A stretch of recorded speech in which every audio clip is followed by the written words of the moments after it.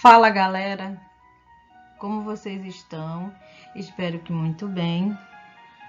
Vamos continuar com nossas aulas remotas. Agora nós vamos dar uma olhada em morfossintaxe, focando nos nomes e pronomes. Com vocês, novamente, professora de português, Sônia. Vamos lá! Nossa linguagem se prende a duas realidades do mundo em que vivemos: a estática e a dinâmica. Para falar desta última, criamos o verbo, mesmo que seja para se fazer referência a uma dinâmica estática. Por exemplo, pensar. Para expressar a realidade estática, criamos o nome, ainda que seja um nome de processo, por exemplo, o pensamento. O nome encabeça a realidade dinâmica e indica o sujeito e o objeto de um verbo. O menino atravessou a rua. Em torno dos nomes e dos verbos gira toda a estrutura da comunicação linguística entre as pessoas. Às vezes, usa-se uma palavra que não informa as características do objeto referido. Ele a atravessou. Trata-se de palavras vazias de sentido externo à frase. Elas são chamadas de pronome. Vocês viram aí? É a mesma frase, só que em vez de colocar a palavra rua, foi colocado o pronome a. Mas continua com o mesmo sentido. Determinante e determinado. Tanto nomes como pronomes podem ser a. Determinante, termo que tem por função especificar o sentido de um outro termo. Determinado, termo cujo sentido é especificado pelo anterior, sendo a ele subordinado. Então, um vai depender do outro. Um puxa o outro. Como determinantes, nomes e pronomes são adjetivos. Por exemplo, marinheiro brasileiro. Marinheiro, nome, substantivo, brasileiro, nome, mais adjetivo. Como determinados, eles são substantivos. Por exemplo, marinheiro brasileiro. Nos dois exemplos, o adjetivo brasileiro qualifica, especifica ou determina o substantivo marinheiro.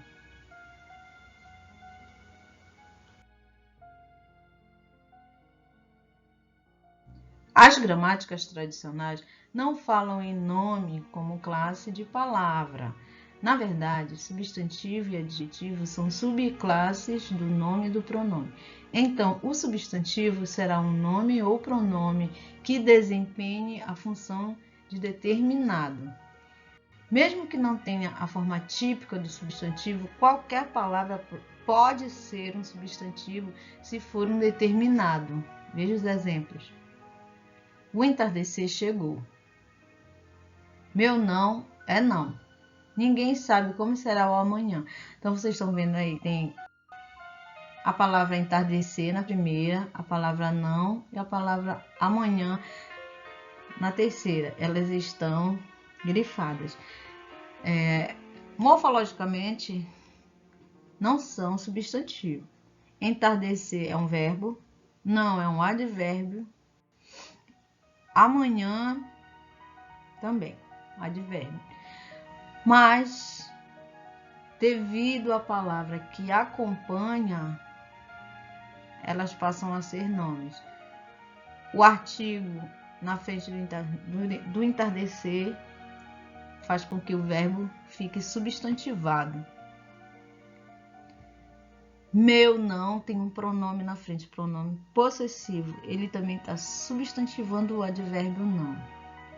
Mesma coisa com o amanhã, substantivado. Então, são 3 casos de nomes que viraram substantivos.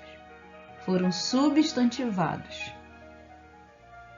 A rigor, As palavras em destaque seriam, respectivamente, um verbo, um advérbio de negação e um advérbio de tempo. Porém, sendo determinados pelo artigo ou pelo pronome, tornam-se substantivos. Então, elas foram determinadas. O determinante, no caso, são as palavras que as acompanham. Aqui nós temos exercícios. A primeira questão, vamos ver. Na oração, foram chamados às pressas todos os vaqueiros da fazenda vizinha. O núcleo do sujeito é todos, fazenda, vizinha, vaqueiros. Foram chamados às pressas todos os vaqueiros. Aí a gente tem que perguntar para o verbo. Qual é a situação? Foram chamados às pressas. Quem é que foi chamado? Essa resposta é o nosso sujeito. Quem foi chamado às pressas? Todos os vaqueiros. Todos os vaqueiros é o sujeito. Mas a questão está pedindo o núcleo, a palavra mais importante. O núcleo é a palavra mais importante. Todos os vaqueiros. O sujeito vai ser quem? Quem que foi chamado? Vaqueiros.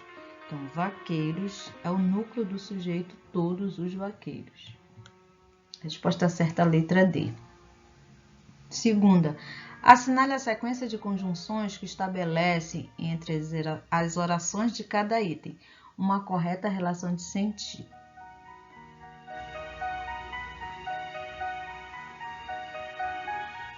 Correu demais, caiu.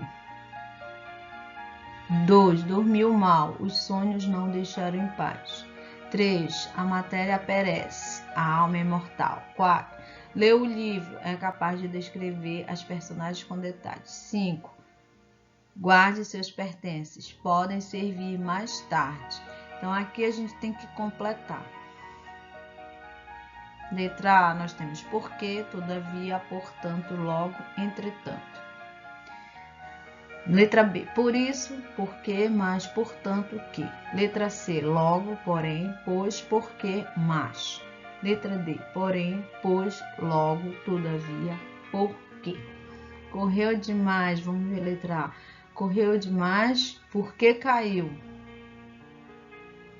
Dormiu mal, todavia, os sonhos não deixaram em paz. A matéria perece, portanto, a alma é imortal. Leu o livro, logo é capaz de descrever as personagens com detalhes. Letra B. Correu demais, por isso caiu. Segunda. Dormiu mal, porque os sonhos não o deixaram em paz. A 3. A matéria perece, mas a alma é imortal. 4. Leu o livro, portanto, é capaz de descrever as personagens com detalhes. 5. Guarde seus pertences, que podem servir mais tarde. A letra B está dando mais sentido que a letra A. Vamos ver a letra C se lá encaixa. Correu demais, logo caiu. Dormiu mal, porém, os sonhos não deixaram em paz. A matéria perece, pois a alma é imortal. Leu o livro porque é capaz de descrever as personagens com detalhes.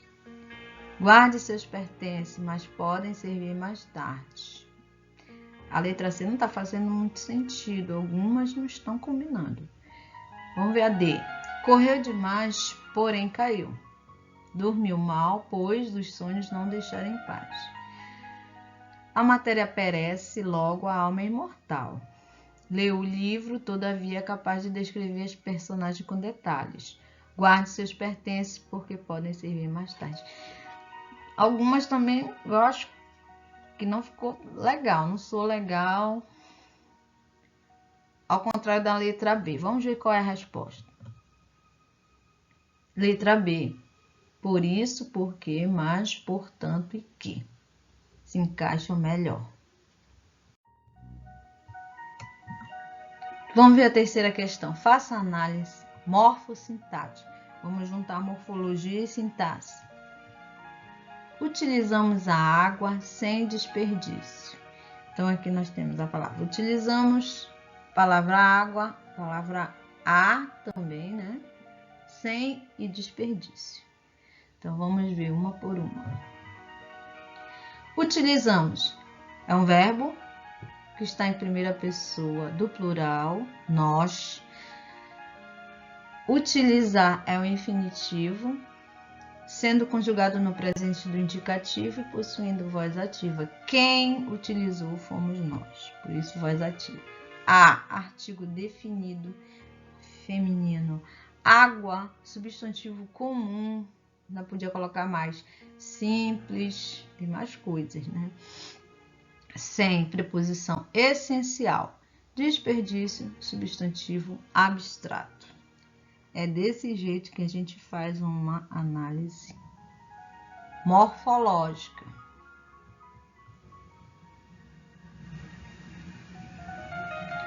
Ontem, a Bruna comprou um caderno novo. Ontem, advérbio, a, artigo definido.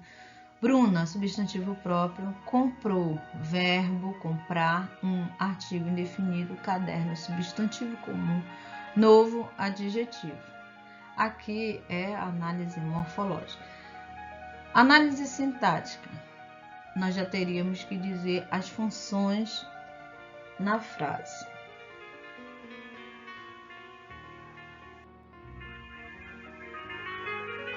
Bruna comprou um caderno novo. Bruna, sujeito, comprou um caderno novo. Predicado, a Bruna, né? Bruna é o sujeito. Um caderno novo, objeto direto. Ontem, adjunto adverbial. A um novo, adjuntos adnominais. Então, aqui a mesma frase que nós vimos morfologicamente, agora sintaticamente. Cada palavra dispondo de sua função dentro da oração. Não é mais a forma. Utilizamos a água sem desperdício. Nós, sujeito oculto, expresso na conjunção do verbo utilizar. Não precisa nós dizermos, mas a gente sabe que ali tem o nós, está dentro do verbo. Utilizamos é um verbo transitivo direto. Quem utiliza, utiliza alguma coisa. Utilizamos o que? A água, objeto direto. A água é o núcleo do objeto. Sem desperdício, adjunto adverbial. Então, essa é uma análise sintática, juntando com o exercício anterior, fica uma análise morfossintática. Chegamos ao final. Obrigada e continue estudando. Desejo a todos muita saúde e até a próxima. Beijos a todos e tchau para vocês.